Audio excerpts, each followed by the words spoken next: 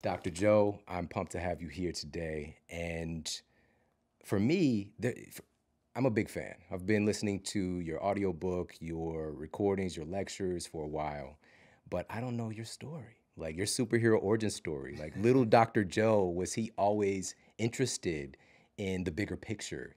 When did you start to kind of fall in love with this? Well, I came from a really great family. My parents were always supporting my brother and I in uh, in being curious and investigating, and so they wanted the best for their kids. So they always provided opportunities for us to really question reality and then take a step. And my father's theory was, if anybody else can do it, you can do it.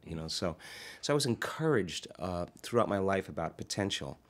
But I mean, in order for us to wake up, some of us need a wake up call. And when I was in my 20s, I got run over by a truck in a triathlon and broke 6 vertebrae in my back and was told I'd never walk again. And so that was a defining moment for me because I was weighing what I knew against what I didn't know. And the recommendation was a radical surgery where they put in stainless steel rods. And in my case, it would be from the base of my neck to the base of my spine to stabilize the compression fractures. So I had 4 opinions from 4 of the leading surgeons in Southern California, and they all said, Harrington rod surgery, you'll never walk again. And I decided against the surgery, Shawn, because I was in my 20s and I just couldn't imagine living on addictive medication or just being restricted in some way. So I thought I had nothing to lose. So I just had this idea that there's a principle that says that power that made the body heals the body. And so I wasn't going anywhere, I wasn't doing anything, and I thought if I could connect with this intelligence that's giving us life and begin to give it a plan or an instruction, to give it some template. And then when I was pleased with the design, then surrender that idea to a greater mind. Because I couldn't do the healing. Something innate in me would do that healing. And it worked. And I was back in my feet in about 10 and a half weeks and back into my life at 12 weeks. And then I started getting curious, like, what happened? I mean, how did all this change? And so you won't find those answers in conventional textbooks. You got to start looking outside the box, and looking at neuroplasticity and epigenetics and psychoneuroimmunology and electromagnetism and the quantum theory of reality. And so it started me on this journey to really just see, well, if it worked for me, is it possible that it works for other people? So I started studying spontaneous remissions and interviewed hundreds and hundreds of people from all over the world that were treating conventionally and non-conventionally. They were staying the same, and then they got worse. And then all of a sudden, they did something, and they all of a sudden started to improve. And I wanted to know what the cause was that was producing that effect. And so I started doing the research, wrote a book, and then was in What the Bleep, and then I noticed there was a shift after What the Bleep, and what I noticed was that people were asking how. How do you do it? And I think that's a really important question, because I think this is a time in history where it's not enough to know. This is a time in history to know how. Yeah. And how is it going to affect us? How is it going to affect your life? How is it going to affect my life? What am I going to do with this information? And so we started teaching workshops and teaching people how to change their brainwaves, and what is meditation, and do thoughts really become things, and what are those principles? And we started seeing people starting to heal. We started seeing people creating better jobs, better opportunities, more wealth. And then we started seeing people having really profoundly mystical experiences, transcendental moments. And then we started doing a lot of research. We brought in a team of scientists and researchers. And my interest is to demystify that process, that we can reproduce it. And probably in the last 10 years, we have made such great strides. And we now know there's a formula. Just on all the research that we've done, that we can teach people how to begin to change their mind and really begin to produce an effect in their body, and then ultimately create change in their life. And wow, what a great time to be alive. Absolutely. Yeah. I agree with that so much. And I think this is a good segue, because talking about the mind and changing our mind in order to change what's happening with our bodies, our thoughts really do create our biology. But one of the things I've heard you say is that our biology is redundant. So can Yeah. you talk a little bit about that? How's our thoughts create our biology? Well, if you think about it, I mean, it's really common sense. I mean, some of the research shows that, 90% of the thoughts that we think on a daily basis are the same thoughts as the day before. So if you think that your thoughts have something to do with your destiny, and 90% of your thoughts are the same known thoughts that you're always thinking, then your life should stay the same. Yeah. Because the same thoughts lead to the same choices. The same choices lead to the same behaviors. The same behaviors create the same experiences. The same experiences produce the same emotions. Those same emotions tend to influence the way we think. And our biology, our neurocircuitry, our neurochemistry, our hormones, and even our gene expression is equal to how we think, how we act, and how we feel. And how you think, how you act, and how you feel is called your personality. And your personality creates your personal reality. That's it. So then it makes sense then, if you want to create a new personal reality, a new life, you're going to have to change your personality. And you got to start thinking about what you've been thinking about and change it. You got to become aware of your unconscious habits and behaviors, even how you speak. Then you have to look at the emotions that you live by every single day and decide, do these emotions belong in my future? So many people try to create a new life as the same person. Right. In order to create a new personal reality, you got to change your personality. So the principle in neuroscience says that nerve cells that fire together wire together. Thinking the same way, making the same choices, demonstrating the same actions, creating the same experiences that stamp the same networks of neurons into the same patterns, all for the familiar feeling called you. And you do that for 10 years in a row, well, you're going to hardwire your brain into a very finite signature because you're firing and wiring that way. And that box in the brain, that becomes our personality, becomes our identity. And by the time we're 35 years old, for the most part, we've done something so many times that the body now knows how to do it as well as the mind, and that's a habit. So we have these unconscious programs of behaviors, automatic habits, redundant emotional reactions, hardwired beliefs, perceptions, attitudes that function just like a computer program. You press go and it runs automatically. So then when it comes time to change, thinking positively is going to do nothing because your body has been conditioned for the most part into a program in the past. So the thought never makes it to the body because the body's on a different program. So how do we begin to influence the body so that the thought actually produces some type of change? So think about it. If you think an unhappy thought, you're going to feel unhappy. Yeah. If you think you're a failure, you're going to feel like a failure. Once you feel like a failure, you're going to think you're a failure. And people get caught in these loops of thinking and feeling and feeling and thinking. And that redundancy is a conditioning process because all you need is an image or a picture or a thought and a feeling, a response, a stimulus response. And so the people tend to condition their brain and body into the past. And so when it comes time to change, you got to leave that familiar territory. And any choice that you make, if you said, hey, I'm going to eat a better diet, I'm going to wake up early and work out, I'm going to do meditation, the moment you decide to do something differently, get ready because it's going to feel uncomfortable. It's going to feel unfamiliar. There's going to be some uncertainty. You're not going to be able to predict the next moment.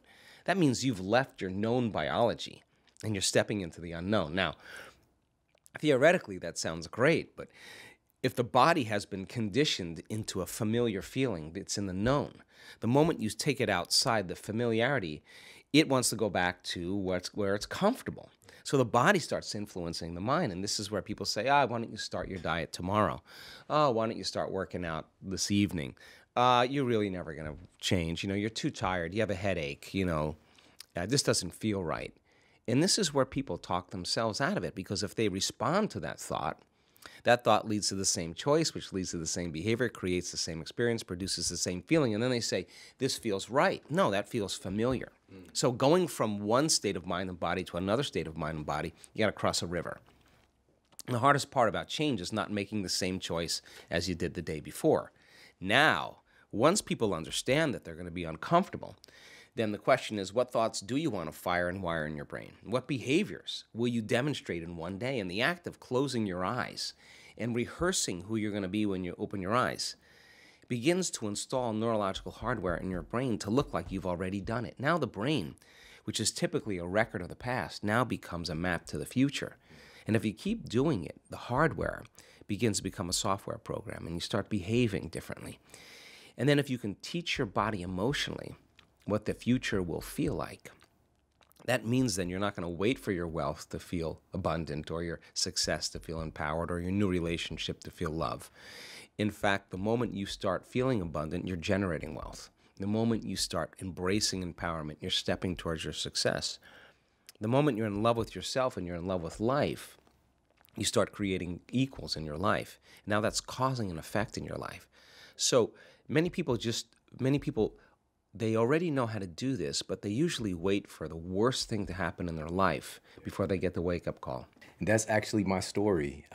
I spent many years, just kind of believing that I was my mind, and just I realized once I started the meditation process that I'd really not had a conscious thought my entire life. I was just going through the motions.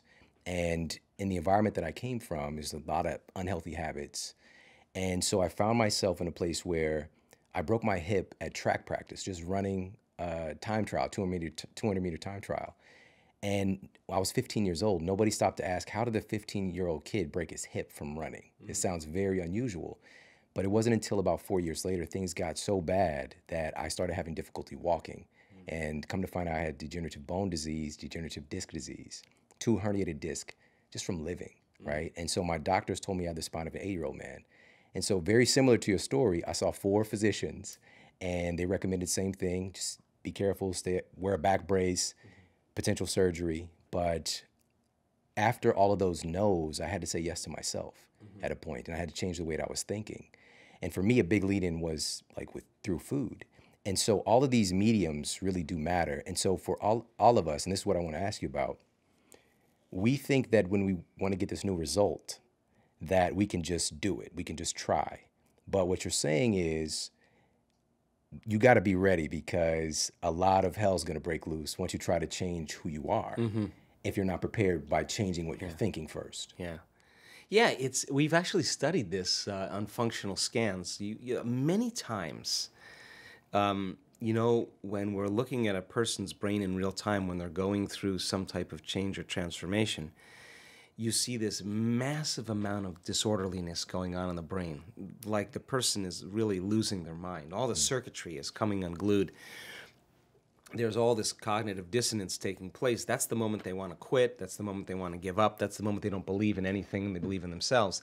That is the prime moment where change takes place right there, because that's the end. They're on the edge there.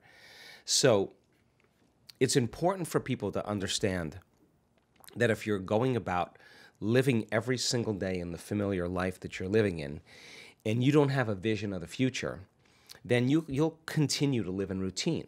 And if you wake up every morning and you do the same thing as you did the day before, over time, your body's going to be on autopilot, and it's going to drag you into a predictable future based on what you did in the past. And many people lose their free will to a bunch of programs. So then when you sit down and you become conscious of your unconscious thoughts, when you're in the program, you're unconscious, right? So the moment you become conscious of that thought, you're no longer the thought. You're observing the thought, and you begin to objectify your subjective self. You start pulling out of the unconscious program, and consciousness, awareness is the first step to do that. And so many people don't want to light a match in a dark place, because all of a sudden, when they decide to be defined by a vision of the future, they're stepping out of the known. You're going to hear, I can't. It's too hard. It's not going to work. What about this? And those are the thoughts that are standing in the way between that person and that vision. And it has to come up. And if a person has been in the habit of unconsciously complaining and making excuses and feeling sorry for themselves and judging other people, that's their habit. The moment they become conscious of it, now they're out of the bleachers and they're on the field, right? Because now you have to not let that thought slip by your awareness unnoticed. And then if you're living in guilt or suffering or pain or unhappiness, but you live that way every day and it just feels like you, and all of a sudden you become aware, oh my God, I've been guilty for the last 10 years. I didn't even know it. It just felt like me. You're starting to separate yourself from your biology. And so you have to go through the process of unlearning before you relearn. And that 95% of who we are, that is what's stopping us from stepping into a new future. So then if people then are waking up every single day, think about this, the brain is a record of the past. If you wake up every morning and you start thinking about your problems, and your problems are just memories that are etched in your brain that are connected to certain people and problems and certain objects and things in certain times and places, the moment you start remembering your problems, you're thinking in the past, right? Yeah. And if every one of those problems has an emotion associated with it, and you start feeling bad or unhappy, now your body's in the past. So thoughts are the language of the brain, and feelings are the language of your body. And how you think and how you feel creates your state of being. So most people then, they start their day in the familiar past. Then they get up and they run through a routine series of behaviors, and their body's now habituated on autopilot into a predictable future. That's the known. So the familiar past, the predictable future are both the known. There's only one place where the unknown exists, and that's the present moment. So then when you're creative, you got to be present. You got to pay attention to be creative, and that defies or it goes against the programming. And so then there has to be some type of waging of intention that's greater than those programs. And most people, they get uncomfortable. They'd rather just get on their cell phone or, turn on the TV and watch a football game or distract themselves from that feeling. But when people really make up their mind to change, they have to come up against those feelings, those habits, those hardwired attitudes. And it takes a great act of will. But when we do it, the side effect is we see changes not only in our health, but in our lives as well. And then we say, wow, that really worked. And now we're the example of truth. That's what makes it so cool. Yeah. So the goal is to lose our minds. You literally have to lose your mind and create a new one. I've never thought about it like that. And that's powerful. I mean, and also it would seem like that from the outside world as well. Your friends, family, when you're working on changing who you are, obviously, it's one of the things people say, like you're losing your mind. Yeah. And that's the goal. You should take it as a compliment. You should tell them I'm losing the mind that I need to lose. Yeah. Love that. Because you don't leave everything. Yeah. You have certain skills, certain good habits, certain ways that you execute, and you think you want to take that into your future. Yeah. But don't take your lack or your insecurity. Don't take your pain or your misery. That stays. Yeah. And if you can't think greater than how you feel in your life, then you're thinking in the past, and your life will stay the same. So teaching people how to break out of the biology of their hardwired programs, the biology of the conditioning emotionally of their body, the biology of their habituations is a process that requires a great amount of energy and awareness. But people are doing it, and they're doing it really successfully. Yeah. So I love that analogy of lighting a match in a dark place. And when you said it, I thought about the Lord of the Rings, like Gandalf. He has a staff, and there's all this darkness, and he lights it, and there's unpleasant things around them, right? Mm-hmm. And it's kind of like creating this opportunity to see the stuff that's kind of hidden in our minds. And so when I started the process of meditation, and I've done shows just talking about the science behind meditation, the benefits, just the stuff in the data, in the clinical evidence, it's phenomenal. But what I don't talk about often is that it's not necessarily easy, because I kind of had to learn how to live my life again after I was awake to the fact that I was awake, in a sense. And just kind of pointing back to when we light that and we see some of these negative qualities, for example, it wasn't the fact that all these bad things were happening around me. It was me. Yeah. I had these negative perceptions about life. I was living my life, you talk about these patterns of personality traits. I believed that life was struggle. Everything had to be hard. I couldn't just graduate from high school.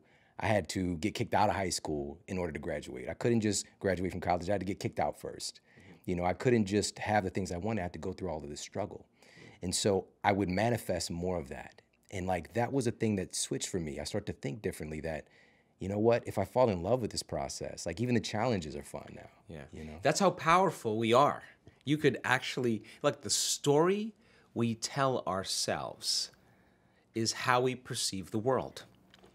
And so then when we create the difficulties in our life, it reaffirms the belief that life is hard, that it's really someone out there that's doing it to us, that it's a circumstance in the past that created this. Okay, let's take away the person that did it. Let's shoot him to the moon. Let's erase your past. Now, what are you going to do now? You still got to do something, right? You're still alive. And I say we already know how to do this. We already know how to do this. We're wired to be creators. We're wired to do this. the thing that stops us, for the most part, in doing it is really the hormones of stress, because living in stress constantly is living in survival, and living in survival is living in emergency. In an emergency, it's not a time to create. In an emergency, it's not a time to open your heart. It's not a time to learn. It's not even a time to sit still. So most people then that are living in stress and living in survival, they can't believe in a future yet because it's not a time to create. So getting people to that point where they make up their mind, and they make up their mind enough to begin to think, there's got to be a better way. There's got to be something else. That awakening process typically happens when people reach their lowest denominator. They hit rock bottom, because then they can see themselves through the eyes of somebody else. You feel so altered, you're not returning any texts. You feel so altered, you don't want to go to dinner with your buddies. You feel so altered, you don't want to watch your favorite TV show. You're just disconnected. And that's when you start observing yourself. But my message is, why wait for that? I mean, you can learn and change in pain and suffering, or you can learn and change in joy and inspiration. If you're waking up every morning being defined by a vision of the future instead of the memories of the past, and you get up and you're inspired from an elevated self now instead of a limited self, you could observe the old self from an elevated state instead of that diminished state. And people are doing that. So they are aware of those thoughts. And yes, it takes effort. And if it was easy, everybody would be doing it. But just because you have a thought doesn't necessarily mean it's true. And when you start looking and observing those thoughts, I think you are like Gandalf, because Gandalf also said, you may not pass, when he meant like that kind of severity when it comes to how we make up our mind about things. That's the kind of energy or intention that begins to create the biggest volume of change in our life. And I've interviewed thousands of people in our work that have healed from really serious health conditions. And I would say about 90% of them, when I ask them, so what happened? The first thing they say all the time is, I just made up my mind. I just made up my mind I was going to do this. Yeah. And they made a decision with such firm intention that the amplitude of that decision carried a level of energy that was greater than the hardwired programs in their brain and the emotional conditioning in their body. And the choice that they made caused their body to respond to a new mind. In fact, the choice they made became a moment that they would never forget. It was an event. And the stronger the emotion they felt, the more they paid attention to the choice. And in a sense, they were remembering their future. And the body emotionally was getting a sampling, a taste of the future. And they're aligned to that future. And that's when the body's healing began. That's when the miracle started, right in that moment. That's how powerful we really are. Now, what if you did that every day? What if you made up your mind every single day you weren't going to get up from your meditation until you were that person you wanted to be? Game on now. Because you'd have to do battle with all the things that are not consistent with it. And that's exactly how our brain works. So then, if you want to be wealthy, you can't feel lack. You want to be a master, you can't judge your coworker. You want to be like somebody great in history, then you better execute peace in every area of your life. That's the law. So you take the prayer out on the road now. You take the prayer, and you're the living example of the prayer. That's where it matters the most. And that's when people start getting suspicious and say, Shawn, man, did you change your medication? I mean, you're looking way too happy all of a sudden. Well, you're not relying on anything outside of you to bring you joy. You're overcoming yourself every day. And people say to me, well, why do you do your meditations in the morning? I always say, easy. Because if I can overcome myself at the beginning of the day, the rest of the day is easy. Right. Because that's the biggest mastery, right? Absolutely. Is the self. And so people are waking up to that, and they enjoy the process of seeing when they make those type of changes, the feedback that's happening in their lives. The synchronicities, the opportunities, the coincidences, those serendipities that are starting to happen, and they're going, wow, I am powerful. Yeah. Hey, I am a creator. And nobody's excluded from the equation. That's what makes it so cool. So people that are really sick, really, really sick, that are healing, they'll tell you that when they go to the doctor and the doctor said, where's the stage 4 cancer? They'll tell the doctor it's in the old person. I'm somebody else. Well, how'd you do it? Well, I downregulated the genes for disease by overcoming these emotions and these behaviors and thoughts, and I upregulated the genes for health. The doctor kind of looks at him and was like, wow, because it is possible to do that. And we've actually measured it in our events. We know that in 4 days, you can really change your gene expression. Genes that help restore balance, for cancer cells and tumors. Genes that activate stem cells to repair the cells that are damaged. Genes for neurogenesis, the growth of new neurons in your brain. Genes for oxidative balance, for the microtubules, the cellular structure, and the replication of cells. These are all activated in 4 days by people thinking differently, making different choices, doing different things, having new experiences, feeling new emotions. Your genes actually change. And so we're not doomed by our genes. We're not hardwired to be a certain way for the rest of our lives. We are marvels of adaptability and change. So then what does it mean to change? Change means then to be greater than your body, greater than the body that has been conditioned emotionally to be the mind, greater than the body habituated into a predictable future, to be greater than the environment, to be greater than the conditions in your life. And if you're not being defined by a vision of the future and you wake up every morning, it makes total sense then when you see the same people and you go to the same places and you do the exact same thing at the exact same time. Now your personality is no longer creating your personal reality. Your personal reality is creating your personality because every person, every object, everything, every place is mapped neurologically in your brain. And since you've experienced your boss, since you've experienced your coworker, since you've experienced your ex, the moment you've experienced them at some point, there's an emotion associated with them. So then all of a sudden, people wake up and they're not aware of this, but their environment is influencing the way they think and the way they feel. So when things are going good, they feel good. When things are bad, they feel bad, which means they're victims to their environment. Why are you unhappy? Well, this person made me unhappy, which means unconsciously, that person is actually controlling the way I feel and the way I think. Now I'm a victim to that circumstance. So to change then is to be greater than that environment. So then you would have to reprogram the way you'd think and the way you'd feel to no longer return back to the same state of being. Now that's the mastery, because it isn't just having a great meditation and then getting on the freeway and flipping everybody off or judging your coworker. Right. You just return back to the old self. You got to be able to maintain that modified state of mind and body your entire day. And if you can, get ready, because weird things are going to happen in your life. So the person who's starting to try it out in a curious way, like, let's just do the experiment. Let's just see if I change my energy, I change the way I think I feel, is there going to be some effect in my life? When they start seeing that, they're no longer like, oh, I got to go create my, my life today.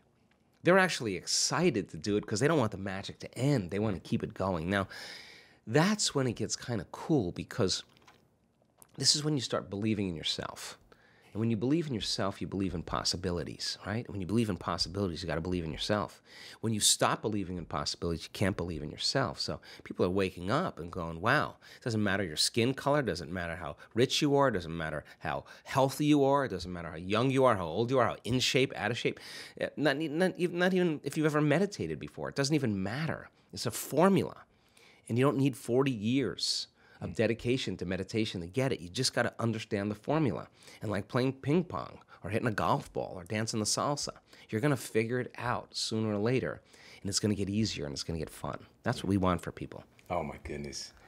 There were several times that I got the chills. Like, of course, like a lot of people know my story, but to hear you articulate some of these things that nobody's ever said before in almost 400 episodes, I've mentioned them, but you consolidated it in such a way that, my rock bottom was sitting there, and it was like a meta perspective of myself, and I could see myself sitting on the edge of the bed, holding these bottles of pills to knock myself out so I can sleep.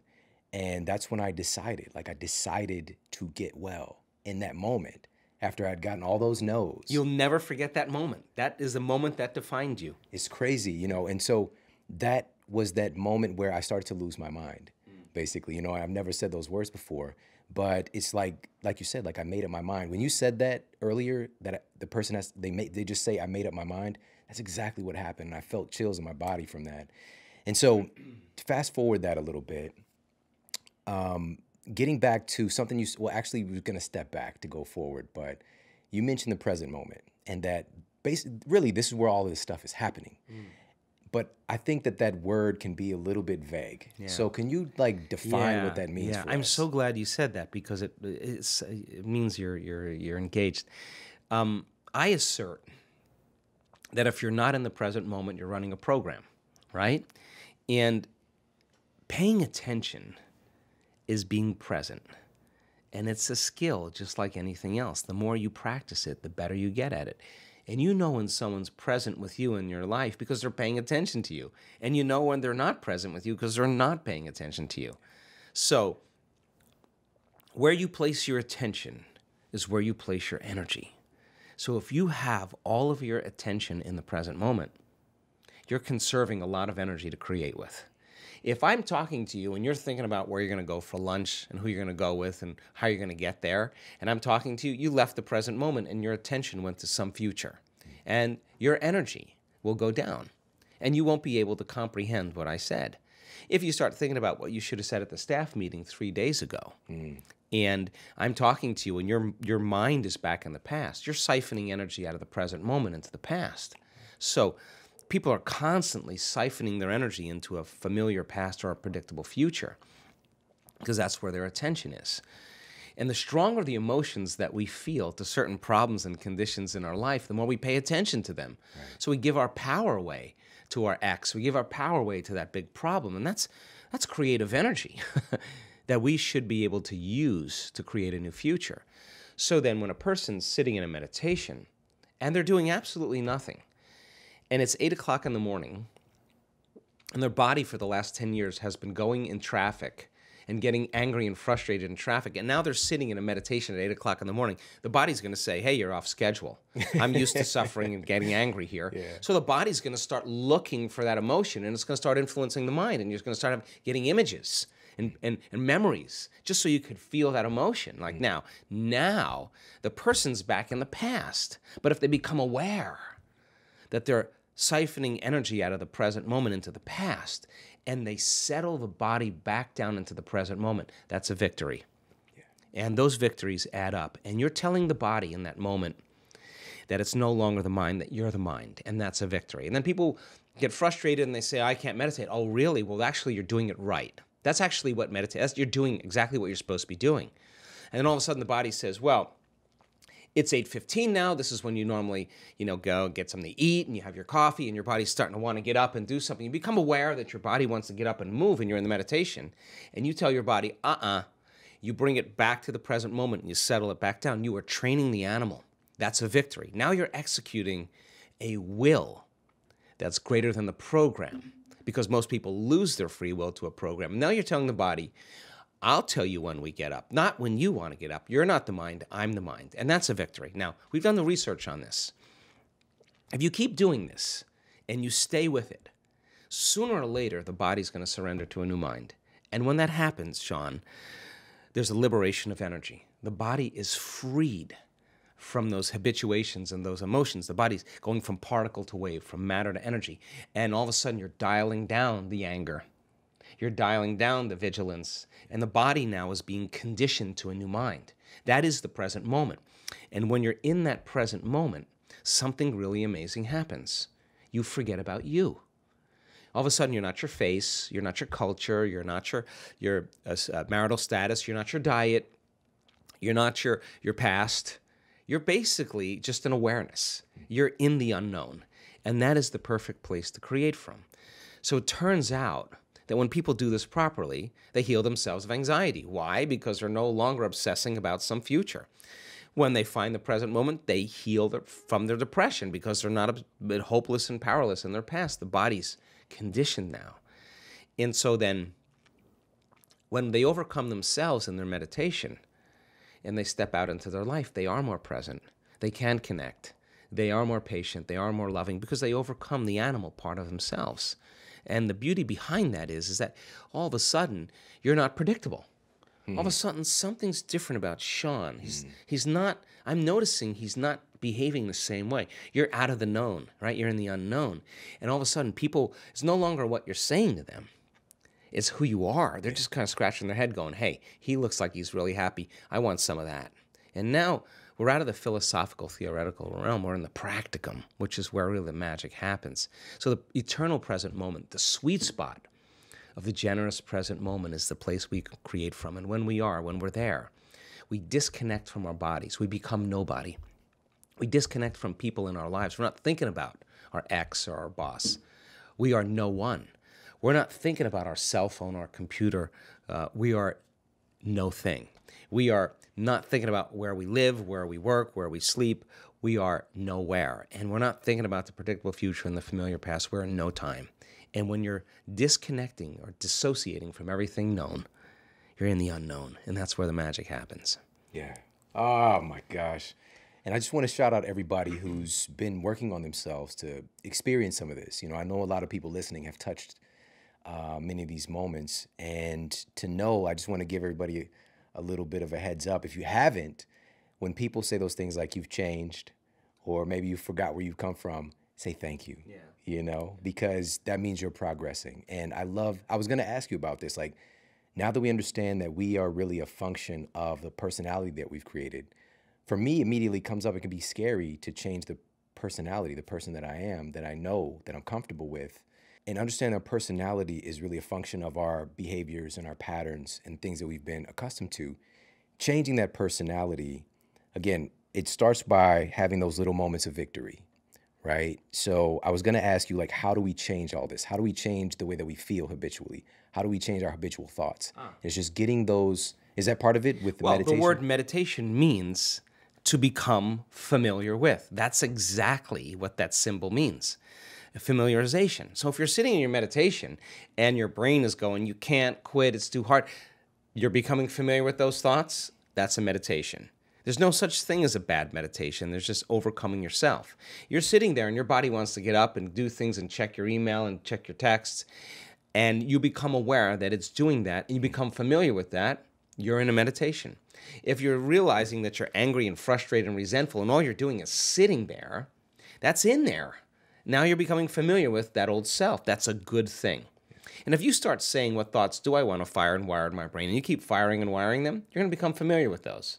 You start reviewing who you're going to be when you open your eyes, and you keep reviewing it, reviewing it.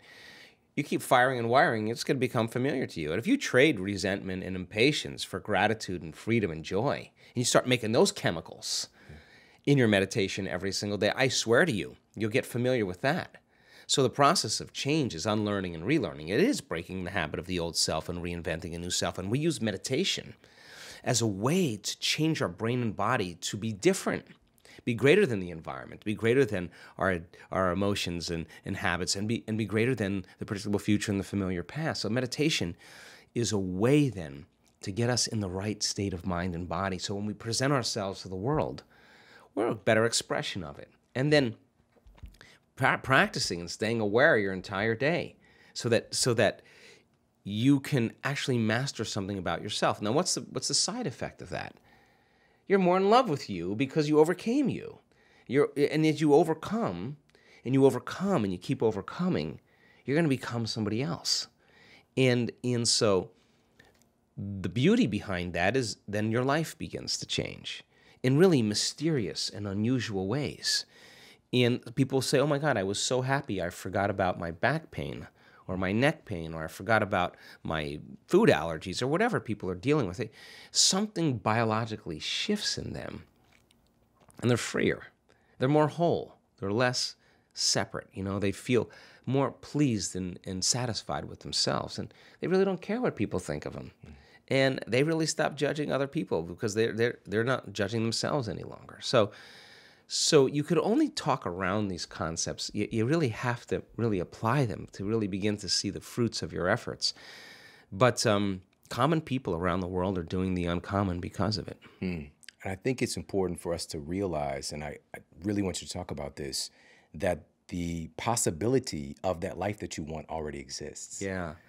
Yeah, this is a big thing for people to wrap their head around, because you'd have to step out of the classical physics of the Newtonian world, where we live in this realm of three-dimensional reality that we experience with our senses, and everything has height and depth and width, and we narrow our focus on the material world, and we navigate in this way. And this realm has an infinite amount of space. Space is eternal.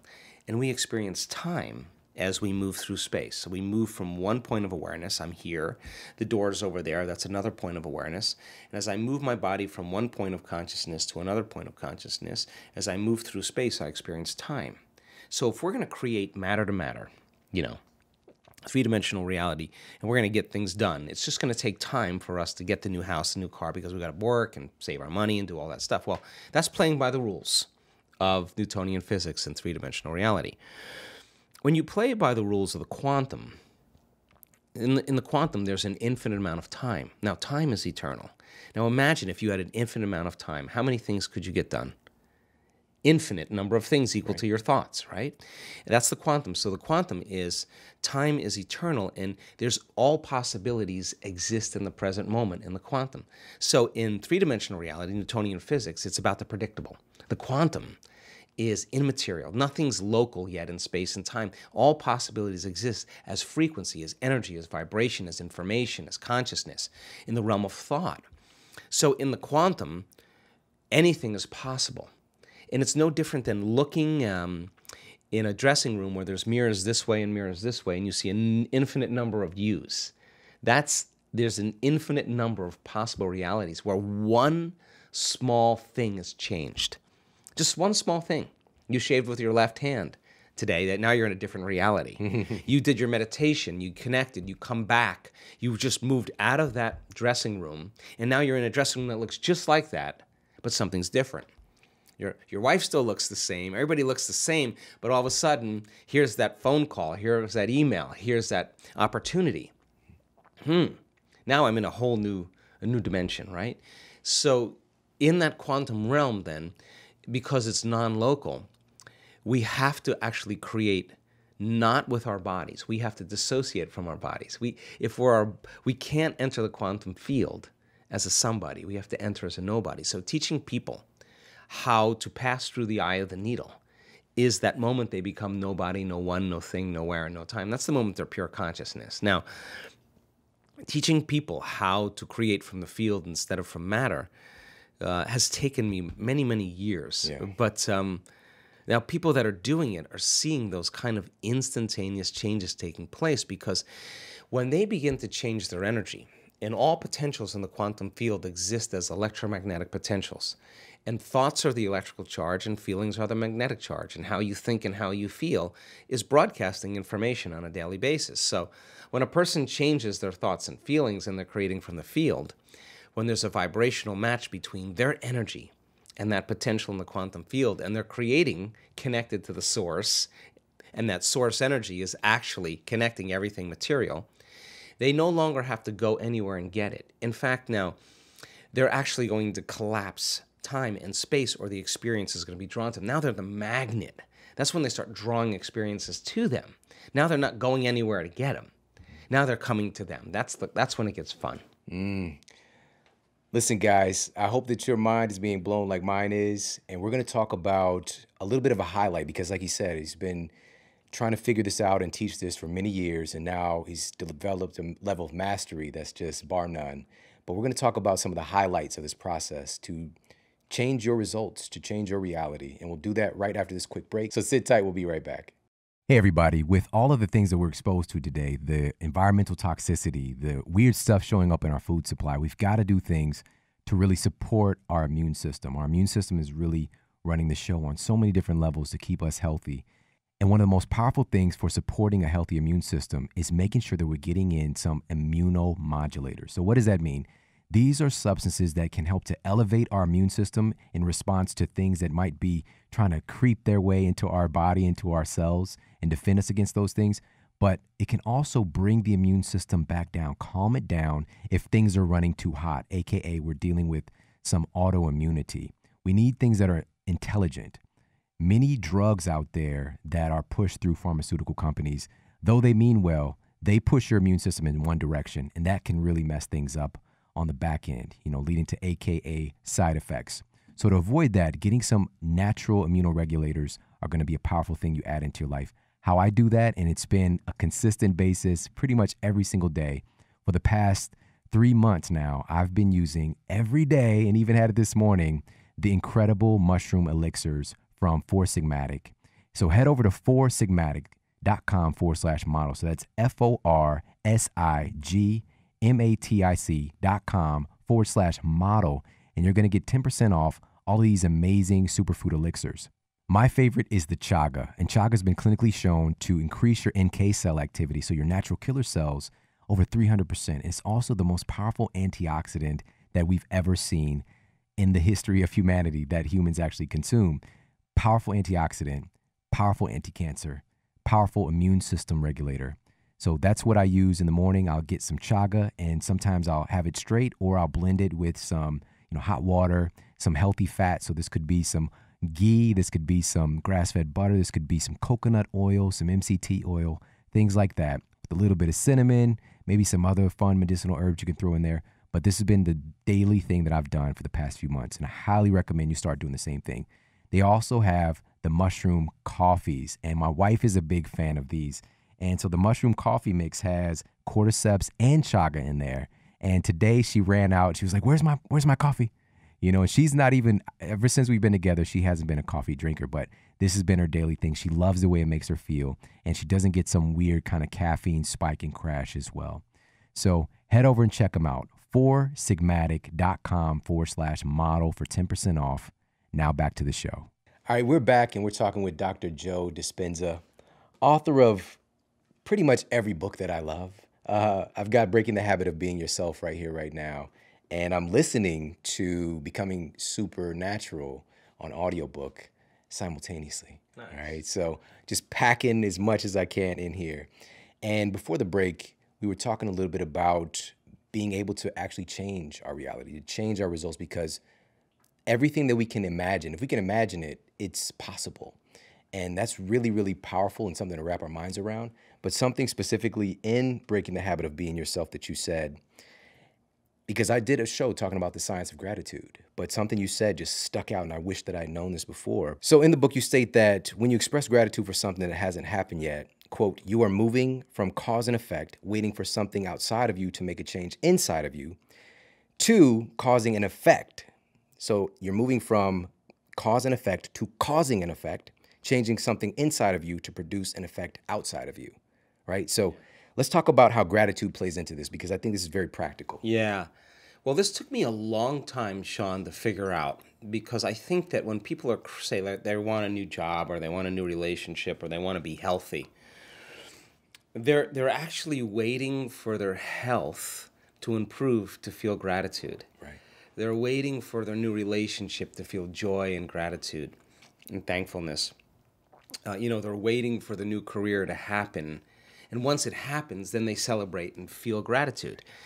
Well, if you believe that your thoughts and feelings produce an effect in your life, and you're living in the lack every single day waiting for it to happen, you're separate from the experience, right?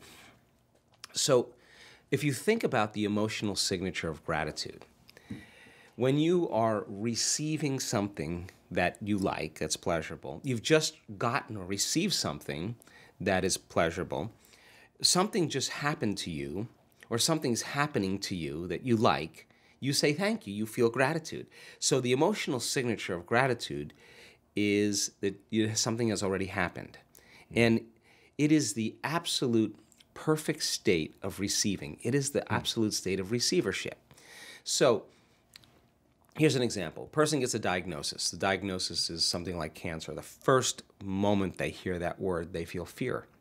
They feel a change in their internal state, and they pay attention to what the doctor says. They take a snapshot, and they create that memory. They remember the moment the doctor said that. So now they're in fear. They're scared, and they're going to think positively, or they'll say, I'm going to beat this thing. Well, if they're feeling fear, they can only accept, believe, and surrender to the thoughts equal to their emotional state. That fear thoughts will be the only ones that will make it in there. Now, if the person changes fear to gratitude, as an example, and they really start training their heart, we can measure when a person feels gratitude, what happens to their heart. Their heart gets regulated. It starts beating more coherently. It starts increasing energy to the brain. It starts creating an ambient field around the body. This is when your heart starts working for you. that when a person starts feeling gratitude, then the emotional signature in the body is that something's happening to them, or something's just happened to them. So if you're in a state of gratitude, you're in a state of receiving, then the thoughts that you think will make it to the body and program the autonomic nervous system into a different destiny. So just in 4 days, we found that when people, 10 minutes a day, for 4 days, traded anger, frustration, fear, all those limited emotions for gratitude, that their immune system improved by 50%. They made immunoglobulins that made their body stronger. Now that's, if a pharmaceutical company had a drug that could strengthen immunoglobulin A in your body, it would be on every television commercial during the news. And yet your body, your nervous system's the greatest pharmacist there is. So then your body is objective. It's your unconscious mind. It doesn't know the difference between a real life experience that creates an emotion and the emotion that you're creating by thought alone. So if your body is feeling gratitude, it's believing that something's happening to you. So in the beginning you go, well, I'm going to try gratitude. And then you think, well, this feels really weird. Why would I give gratitude until it happens? Well, because that's how you've been hypnotized. You've been programmed that way. But what if you change it around? The moment you feel gratitude, your healing begins. The moment you feel grateful for your life is going to change. Now you're causing an effect. So we have to embrace the emotion before it happens. Now, why? Well, let's just say you just did a great meditation and your heart is blown wide open and you feel grateful for life. Or you're connected to the emotions of your new career, your new job, your new life. If you're feeling the feeling that your new life has already happened, you wouldn't be looking for it any longer. You would be feeling like it's already happened. So you wouldn't look and be separate from it. You would feel connected to it. And then if you lost it and you started feeling angry because of traffic, I'd say, oh my God, you're back to the unconscious program again of allowing something outside of you to control your feelings and thoughts. You're back to that victimization program. So then when you start playing this game and you catch yourself and you self-correct and you get back into gratitude and feeling it, then your body is no longer preoccupied of when it's going to happen or where it's going to happen. If you feel it, it feels like it's already happened. So that's the moment you're no longer separate from it. That's the moment you start drawing or magnetizing experiences to you. It's not just the thought of gratitude, it's feeling. You got to make it visceral. Yeah. And we actually use HRV monitors. We put heart rate monitors on people. We study them for 24 hours. We want to know if they're actually doing it. And we have great results. People could actually sustain that state for over 45 minutes. It's just a skill. Now, why is that important? Because in their life, they should be able to do it with their eyes open. That's the game, right? Yeah. Practice with your eyes closed because you don't want to be distracted. Get good at it. Stand in line. Sit in traffic. Listen to your best friend complain. And you stay in gratitude. You're doing something really well. You're self-regulating. Yeah. So much of our attention's on our outer environment, and we want to put a little bit more attention on our inner environment, and we want to create that coherence between the outer world and our inner world. That's when we start to master things. Absolutely, yeah. We want to be able to mediate our emotions, because I think it's so easy, again, to get trapped in those old patterns if you don't catch it. And like you can decide how you want to feel in that moment rather than being just a victim to circumstance. There you go. And listen, I react. We all react. Yeah. But the question is, how long are you going to react? Because those chemicals really last 90 seconds to 2 minutes. After that, you're faking it. You're keeping it going. Yeah. So shortening the refractory period of your emotional reactions is really emotional intelligence. If you're going to teach your kids anything, teach them that. Yeah. Because if you don't, it'll turn out to be part of their personality. And they got to work really hard the rest of their life to not be angry or to have a short temper or to be impatient. And I think that people who self-regulate, who mediate in that way internally, are just generally happier people. Yeah, absolutely. I can attest to that. Yeah. So in creating our reality and visualizing an outcome for ourselves, I think it's really important, like that crossing the river process.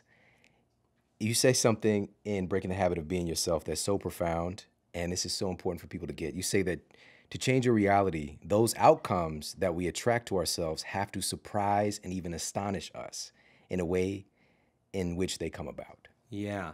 This is the fun part about life. I mean, most people are expecting the worst thing to happen to them.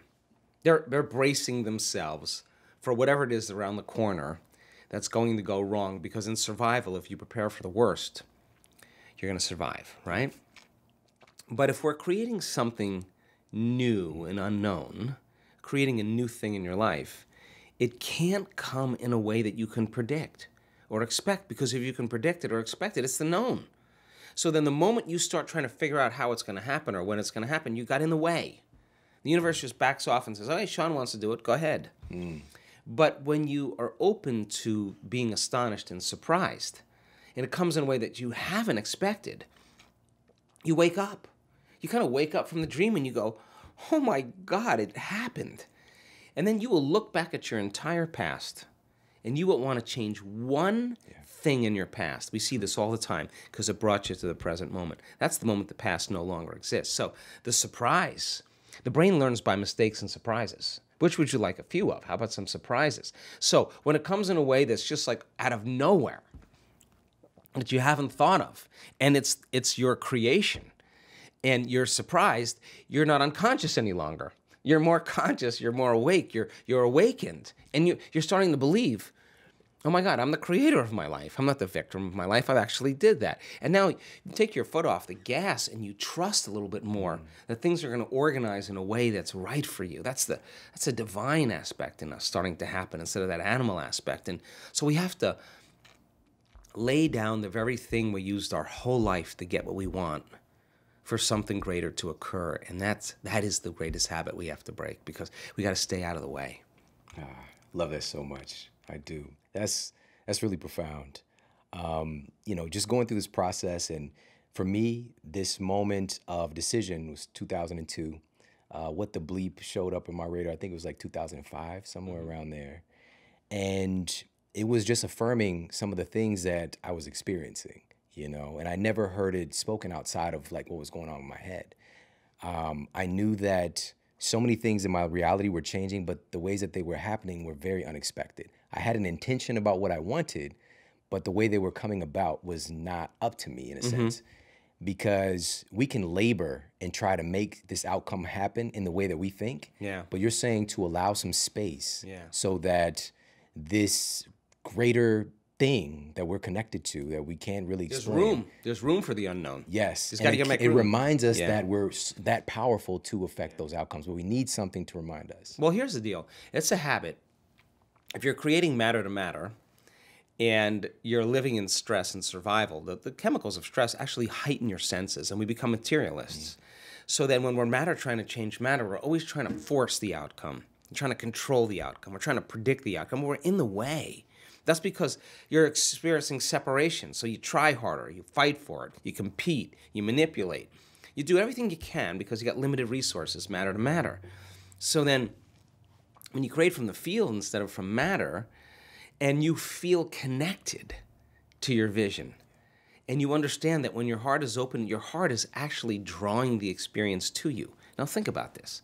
If you understood that on a gut level, where would you rush to? There would be no place to rush to. You would never leave the present moment. You would just tune in and draw things to you. That's a much healthier way to live, right? So we force outcomes and we control outcomes because we're in the program of thinking that we're separate. But if you're feeling like your dream has already happened, then you wouldn't be forcing anything. You'd be relaxed in the present moment because the emotion of your future keeps you in the present moment. And so, yeah, it's not something you do in one swing. You got to practice a lot. You got to stay conscious. It's trial and error.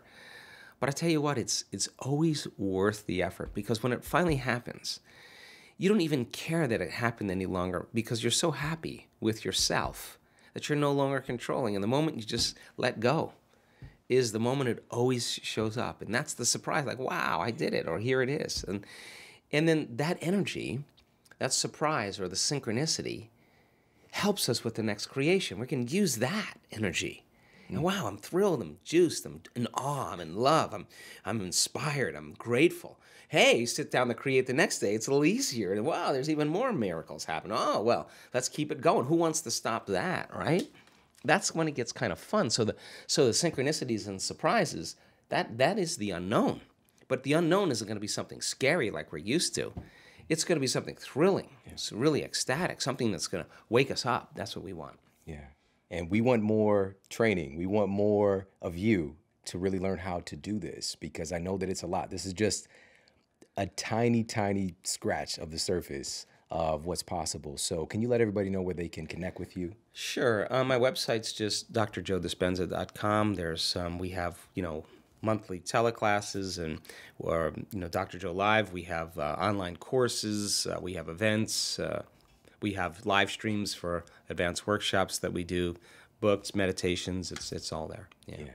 And so your live events are just getting sold out very quickly now. But if anybody has the opportunity, many of my friends have attended and it totally transformed their lives. I'd have to tell you, Shawn, that if you asked Joe Dispenza a year ago or 2 years ago if he would believe he would be witnessing what he's presently witnessing right now, I would have said maybe once or twice in my lifetime. But when we run these week-long events, there are miracles that are of biblical proportion. I'm talking about blind people seeing, deaf people hearing, tumors disappearing, stage 4 cancers going into remission, people stepping out of wheelchairs, stroke patients that were paralyzed lifting their arms, blind people that were brain injured seeing again. It's just insane. I think I'm more surprised than anybody, to be honest with you. So, the week-longs are an intensive week of personal change and transformation. And people are going to come up against themselves. I want them to. They're going to come up against their limitations. I want them to. And then they're going to have numerous opportunities to connect, numerous opportunities to break through. And sooner or later, the whole entire group breaks through. And when that happens, then the party just starts. Yeah.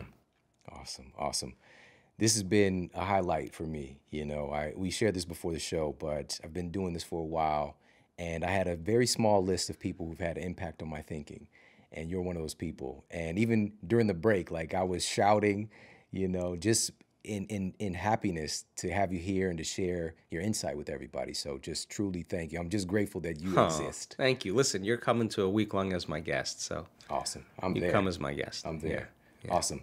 Everybody, thank you so much for tuning into the show today. I hope you got a lot of value out of this. And this is definitely one to share with your friends and family.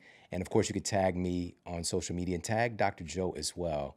And just share what you thought about the episode. And there was a lot here, of course. But some of the big takeaways for me is this concept of losing your mind. This is something that Dr. Joe they're measuring. We had guests like Dr. Daniel Amen who are doing SPECT scans and cool stuff like that. Dr. Lisa Mosconi, we can actually look and see what's going on with the brain when it's trying to change itself, when it looks like chaos.